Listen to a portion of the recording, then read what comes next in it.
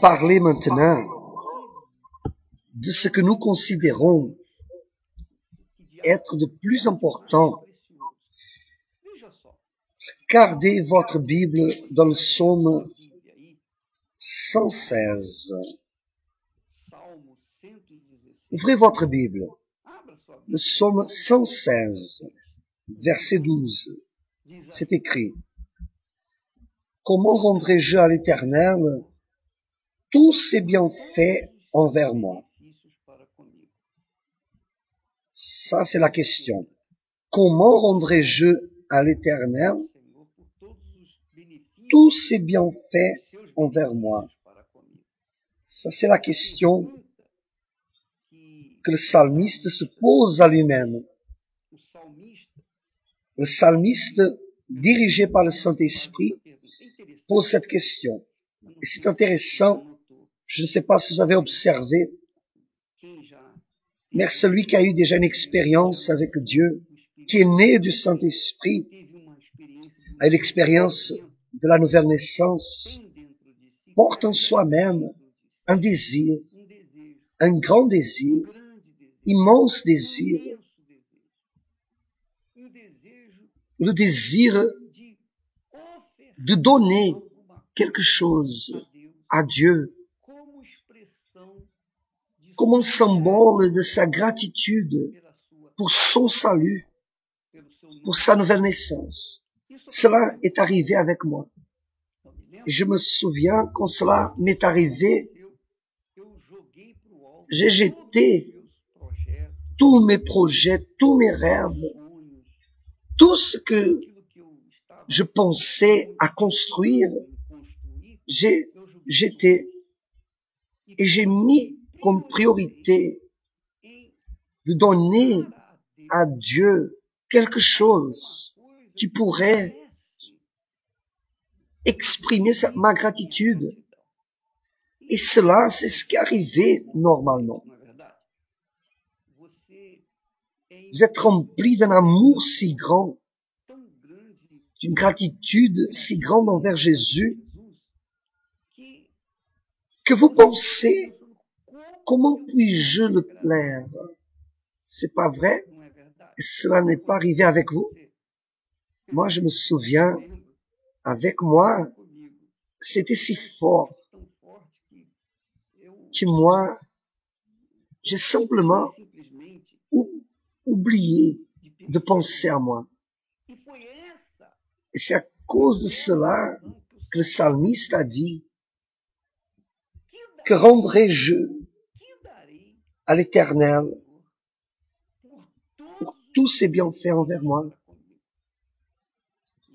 Et regardez que le psalmiste, il parle des bénéfices qu'il a reçus, bénédictions matérielles,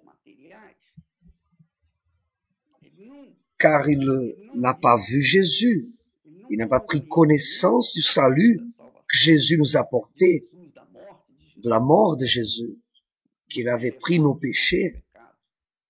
Alors imaginez s'il avait écrit ces paroles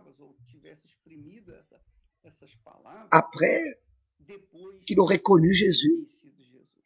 Alors vous pouvez conférer qu'avant même d'expérimenter la préciosité du salut, le psalmiste a exprimé son désir de vouloir rendre à Dieu quelque chose qui pourrait rétribuer son salut. Et là, oui, lui-même, dirigé par le Saint-Esprit, il a répondu, verset suivant: j'élèverai la coupe des délivrances et j'invoquerai le nom de l'Éternel. Regardez quelque chose merveilleuse. Premièrement, d'abord, il demande à soi-même: comment rendrai-je à l'Éternel tous ses bienfaits envers moi? Et après, il a découvert: j'élèverai la coupe des délivrances. et j'invoquerai le nom de l'Éternel. Voyez, mes amis, vous qui êtes avec nous dans cette programmation, vous voyez que le psalmiste, quand il a voulu exprimer sa gratitude, il a découvert que la plus grande des offrandes qu'il pourrait donner à l'Éternel, c'était de prendre la coupe du salut, prendre le salut sérieusement, investir dans son salut, protéger son salut. C'est blonder son salut. Et c'est cela qui est précieux aux yeux de Dieu. C'est cela qui est important pour Dieu. Car nous vivons dans une guerre permanente, vous, moi, nous tous. Et quand je parle d'une guerre, je parle de la guerre spirituelle. En plus des problèmes qu'on a tous les jours. Mais nous menons une guerre au quotidien contre l'enfer. Car même après avoir être né de Dieu, baptisé d'eau ou du Saint-Esprit, même là, le diable essaie d'envoyer des suggestions. Il tente comme il a tenté Jésus dans le désert. Or, vous pouvez imaginer, si Jésus, le Fils de Dieu, Dieu lui-même, a été tenté par le diable,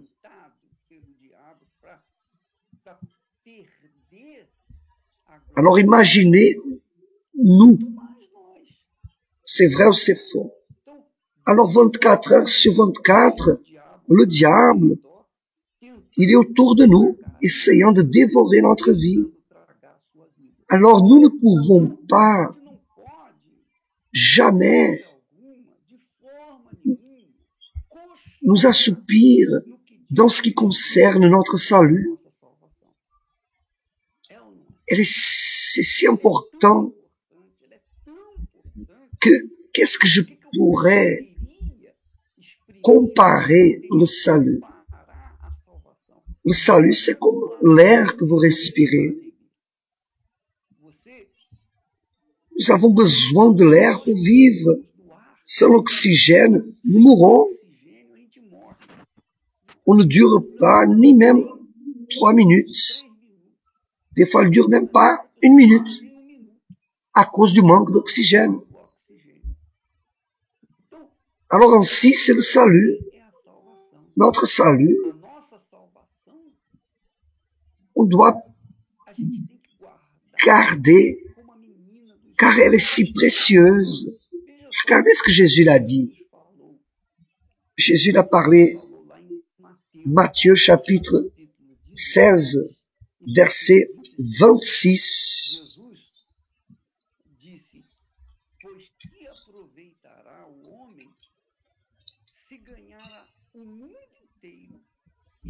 Et que servirait-il à un homme de gagner tout le monde s'il perdait son âme?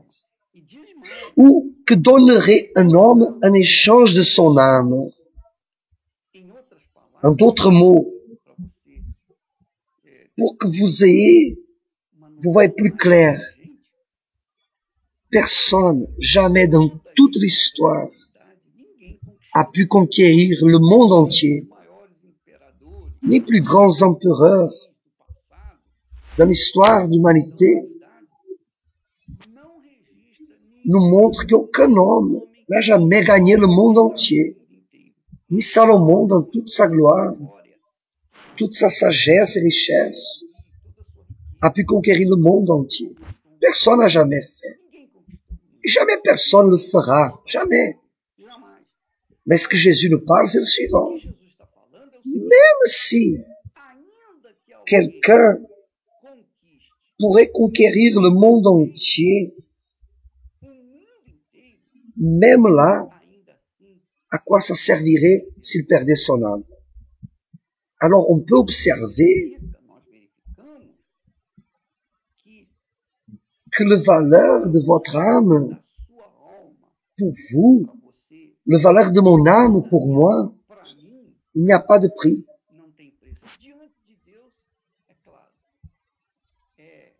Devant Dieu, c'est plus que précieux. Comme David l'a dit, c'est comme l'offrande, la plus précieuse pour Dieu. La plus précieuse offrande que l'homme peut donner à Dieu, c'est protéger son salut, c'est s'enfuir du mal. Je méditais dans le blog de mon épouse et elle avait dit au sujet de l'histoire de Noé. La Bible dit, voici l'histoire de Noé. Noé était un homme intègre et juste. Il était un homme intègre et juste. Il était un homme intègre et juste. Il marchait avec Dieu. Regardez son histoire. L'histoire de Noé est racontée dans un seul verset. Mais il était un homme de Dieu. C'est l'histoire de Job. Job était un homme intègre, droit, qui craignait Dieu et se déviait du mal. Et à cause de ce caractère qu'il avait, Dieu lui-même lui a glorifié devant le diable. Car Dieu a dit au diable, tu as observé mon serviteur Job, un homme intègre, un homme droit, qui craint Dieu et qui se détourne du mal.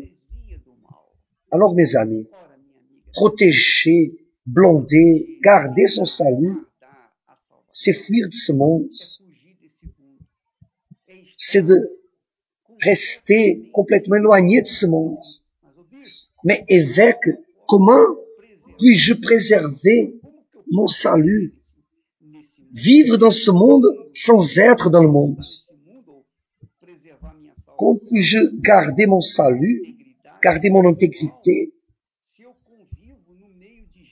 Si je suis entouré de personnes incrédules qui parlent des gros mots, personnes qui vivent dans la saleté, qui n'ont pas la moindre crainte ou respect envers les choses de Dieu ou envers ma foi. Comment puis-je me garder, mes amis, tant que vous pourrez de fuir, de vous enfuir de ces amitiés, ces fréquentations, ces ambiances qui contrarient votre foi, vous enfuir des conversations qui n'ont rien à voir avec votre foi, des amis, des parents. Si vous pouvez vous éloigner pour préserver votre âme, garder votre âme. Car en ce moment même, il y en a beaucoup qui disent, évêque, je suis pas sûr de mon salut. Et vous savez pourquoi, évêque? Je confesse, avant, quand je venais à l'église, et j'étais chauffé dans ma foi, je n'avais pas de doute de mon salut. Ils disent cela parce que je me suis distrait, parce que je n'ai pas été prudent, et j'ai commencé à être proche d'une personne, un copain, une copine, un collègue, n'importe. J'ai commencé à être entouré de ces personnes. Ces personnes ont fini par me dévier du chemin de Dieu. Car j'ai commencé à tomber dans le péché, dans le sexe, dans l'adultère. Je me suis enveloppé avec des personnes qui contrariaient ma foi. C'est-à-dire, vous ne vous êtes pas gardé, vous n'avez pas fui du mal. Et aujourd'hui, vous êtes là, participez à ce message et vous dites, c'est vrai. c'est à cause de cette personne-là que je suis tombé. Aujourd'hui, je suis froid dans ma foi.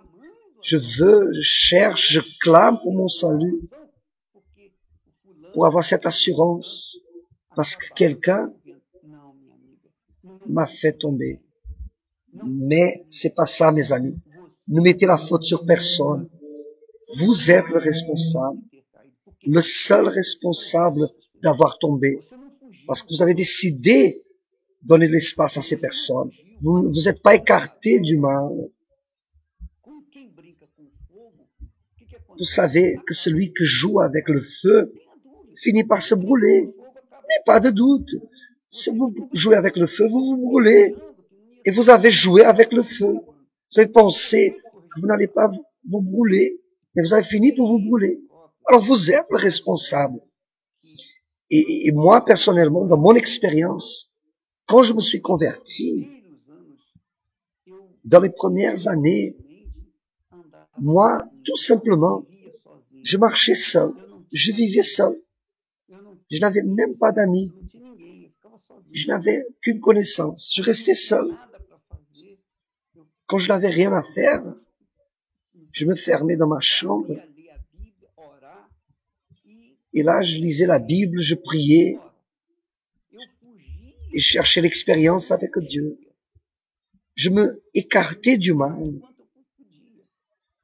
Je fuyais autant que je pouvais.